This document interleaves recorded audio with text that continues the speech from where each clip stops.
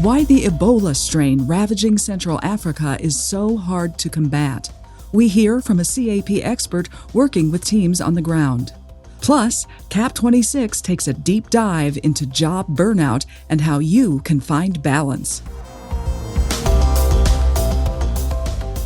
This is Path News Network Daily Edition from the College of American Pathologists. I'm Elizabeth McMahon. It's Wednesday, July 29th. The Ebola outbreak in the Democratic Republic of Congo and Uganda shows no signs of abating, with at least 3,000 confirmed cases and more than 1,400 deaths in Congo alone. Early this week, Oxford University announced it had developed an experimental vaccine and has begun a trial. Dr. David Schwartz, a medical epidemiologist and pathologist, says the Bundibugyo Ebola strain identified in the current outbreak is genetically up to 40% different from the more common Zaire strain. Dr. Schwartz helped develop a vaccine for the Zaire strain about a decade ago. Our standard diagnostic reagents and vaccines, and we also have an injectable antibody that we use for treatment. They're not very efficacious against this new strain. So they've got some vaccines and some antibodies out there that they've just begun testing. But this epidemic, this outbreak is only, very recent. And so we won't know anything yet.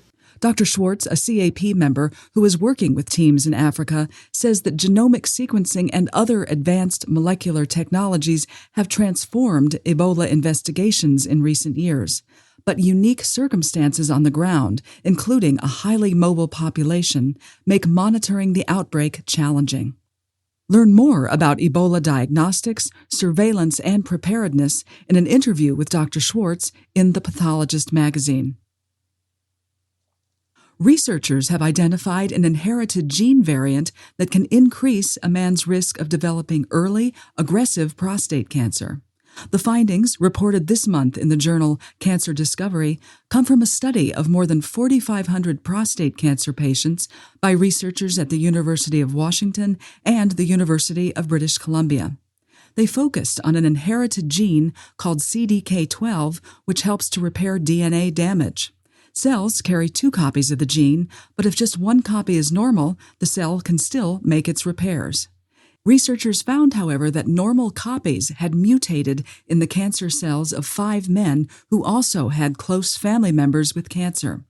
The researchers concluded that CDK12 testing should be included in hereditary cancer risk panels.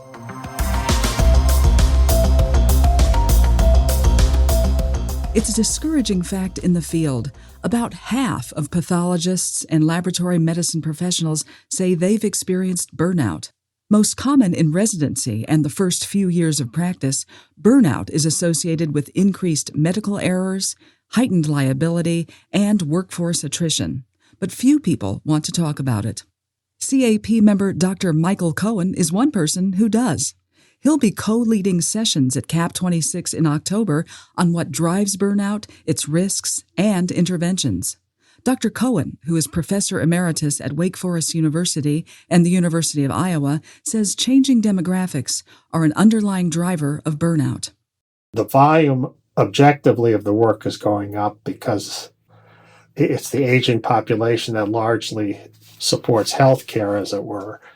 And then you have a dwindling workforce. So I think there are all these forces at play which make it very difficult to get the work done and for many people to avoid burnout. Dr. Marissa St. Martin, a partner with Dr. Cohen on CAP wellness initiatives and director of transfusion medicine at Houston Methodist Hospital, says the CAP26 sessions will include strategies you can take home. We want to talk about different strategies and how that burnout can impact patient care.